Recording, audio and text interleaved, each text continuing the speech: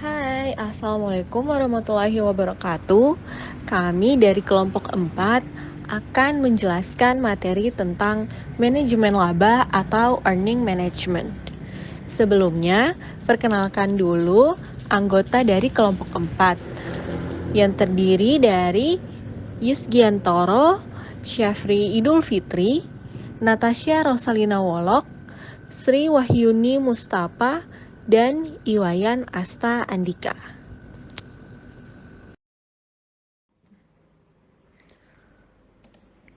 Yang pertama, pengertian.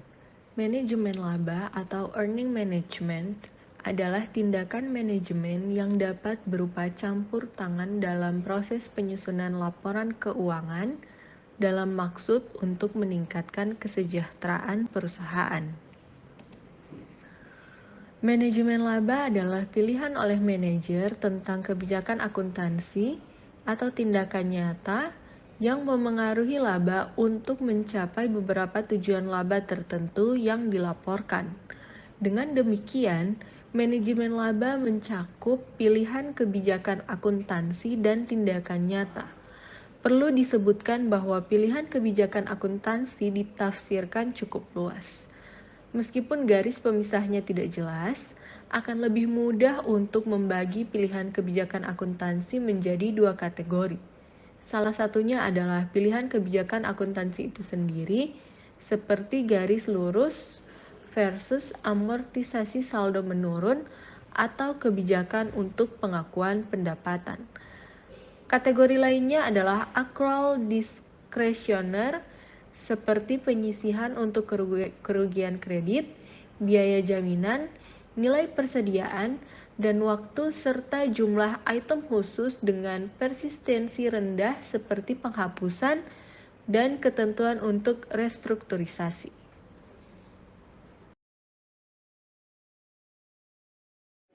Selanjutnya, pola. Yang pertama, taking about. Pada pola ini, manajemen perusahaan perlu menghapus sejumlah aktiva. Yang kedua, income minimization. Pola manajemen yang dilaksanakan ketika probabilitas atau laba sangat tinggi. Ketiga, income maximization. Pola manajemen ini dilakukan ketika probabilitas perusahaan menurun. Yang keempat, income something. Dilakukan dengan cara meratakan probabilitas yang dilaporkan untuk laporan eksternal. Adapun dasar-dasar pemahaman pada manajemen laba, yang pertama, the bonus plan hypothesis. Para manajer yang bekerja pada perusahaan yang menerapkan rencana bonus akan berusaha mengatur laba yang dilaporkannya dengan tujuan dapat memaksimalkan jumlah bonus yang akan diterimanya. Manajer perusahaan akan lebih memiliki metode akuntansi yang dapat menggeser laba dari masa depan ke masa kini, sehingga dapat menaikkan laba saat ini. Hal ini dikarenakan manajer lebih menyukai pemberian upah yang lebih tinggi untuk masa kini. Yang kedua, the debt to equity hypothesis. Hipotesis ini menyatakan bahwa semakin dekat suatu perusahaan pada waktu pelanggaran perjanjian utang, maka para manajer akan cenderung untuk memilih metode akuntansi yang dapat memindahkan laba periode mendatang ke periode berjalan dengan harapan dapat mengurangi kemungkinan perusahaan mengalami pelanggaran kontrak utang. Yang ketiga, the political cost hypothesis. Hipotesis ini menyatakan bahwa perusahaan-perusahaan dengan skala besar dan industri strategis cenderung untuk menurunkan laba guna mengurangi tingkat visibilitasnya, terutama pada periode kemakmuran yang tinggi. Selanjutnya, tujuan. Pihak manajemen melakukan earning management atau manajemen laba untuk beberapa tujuan, diantaranya yang pertama sebagai penentuan bonus jika laba sebagai basis. Yang kedua, mencapai ekspektasi laba investor berpengaruh pada harga saham. Yang ketiga, penentuan kontrak utang jika laba bersih sebagai basis. Dan yang terakhir, IPO, informasi laba mengawali penentuan harga saham.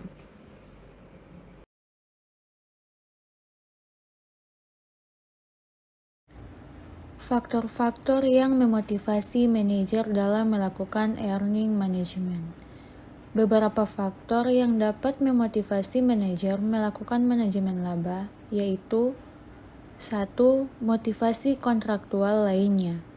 Manajemen laba adalah contoh dari motivasi kontraktual, di mana insentif untuk manajemen laba timbul dari karakteristik skema bonus, yang merupakan kontrak antara perusahaan dengan manajernya, yang menetapkan basis kompensasi manajerial.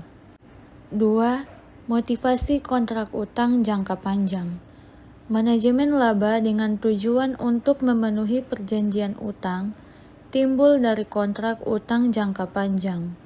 Perjanjian utang bertujuan melindungi peminjaman terhadap tindakan manajer. Pelanggaran terhadap konvenan mengakibatkan kos yang tinggi terhadap perusahaan.